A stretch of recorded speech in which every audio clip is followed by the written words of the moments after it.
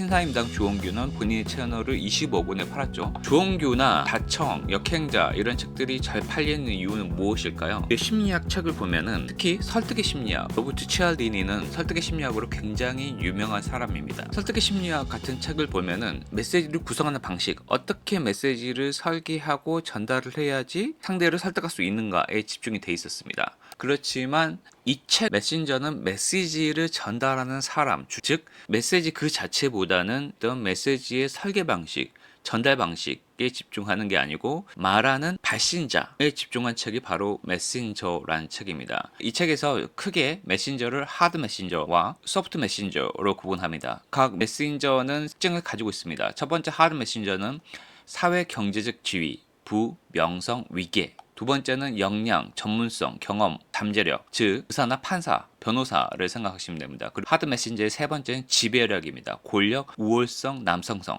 쉽게 생각하면 트럼프를 생각하시면 돼요. 실제로 이 책에서 트럼프의 예가 나옵니다. 네 번째로는 매력, 귀여움, 미모, 평균성. 어떻게 보면은 소프트 메신저로 보일 수 있겠지만 실은 하드 메신저. 잘생긴 남자만 봐도, 이쁜 여자만 봐도 굉장하게 점수를 잘 주는 경향이 있지 않습니까? 하드 메신저는 이제 네 가지로 구성되어 있고, 소프트 메신저는 두 가지는 첫 번째 온화함, 호감, 친절함, 이타심, 호감을 주는 사람, 온화함을 주는 사람들이 소프트 메신저로서 효과적인 메시지를 전달할 수 있다라는 거고, 취약성은 되게 솔직한 사람이다. 저 사람이 열려 있다. 개인적인 이야기를 많이 한다. 좀 약해 보여. 괜히 도와주고 싶어. 이런 사람들도 실은 소프트 메신저로서의 심리적으로 우월한 상태에 있다는 겁니다. 소프트 메신저의 세 번째 성향은 신뢰성입니다. 핵심 원칙, 일관성, 사과라는 겁니다.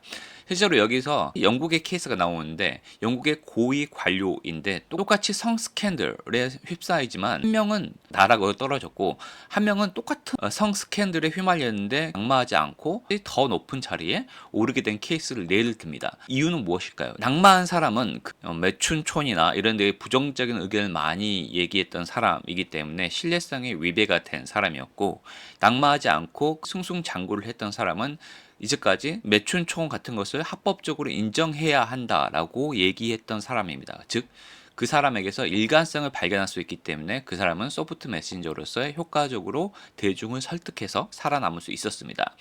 나머지 하나는 소프트 메신저라 하기에는 어색해 보이지만 이 저자는 소프트 메신저로 분류를 해놨습니다. 실제로 읽어보면 히틀러를 생각하게 되면은 굉장히 카리스마, 강력한 하드 메신저에 가깝지만, 간디를 생각하면 카리스마 있는 인물이지만 소프트하게 카리스마를 드러냈던 사람으로 이 저자는 소프트 메신저로 분류를 해놨습니다. 결론적으로 우리가 슈퍼노멀이라는 책을 많이 사보고 자청의 역행자라는 책을 엄청나게 많이 사본 이유는 이 두 가지 책 모두 베스트셀러가 된 이유는 바로 주홍규와 자청이 이미 사회 경제적 지위로 부와 명성을 가지고 있는 하드 메신저이기 때문입니다. 오늘은 왜 주홍규의 책이, 자청의 책이 베스트셀러가 될 수밖에 없었는지에 대해서 알아봤습니다. 그들이 어떤 책을 썼느냐는 중요하지 않습니다. 역행자의 메시지, 슈퍼노멀의 메시지, 물론 어느 정도 중요하겠죠. 근데 여기서 전달하고자 하는 메시지를 이미 다른 사람도 많이 전달을 했습니다. 그럼에도 불구하고 이 책이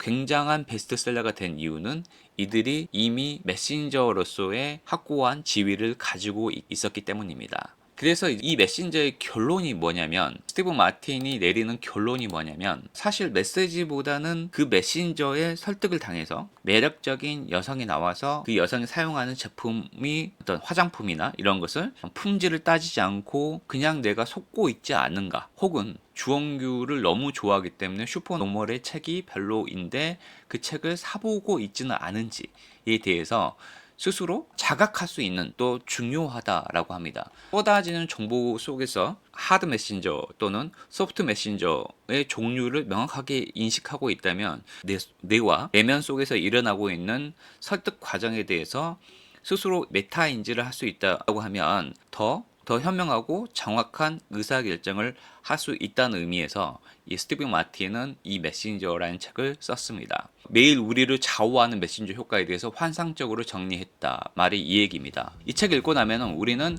우리를 좌우하는 메신저 효과로부터 조금 더 자유로워질 수 있다라는 말입니다. 조금 더 객관적이고 현명하게 세상을 바라볼 수 있었으면 좋겠습니다. 오늘도 여기까지 들어주신 여러분 정말 감사하고 다시는 메신저 효과에 당하지 마시기 바랍니다. 감사합니다.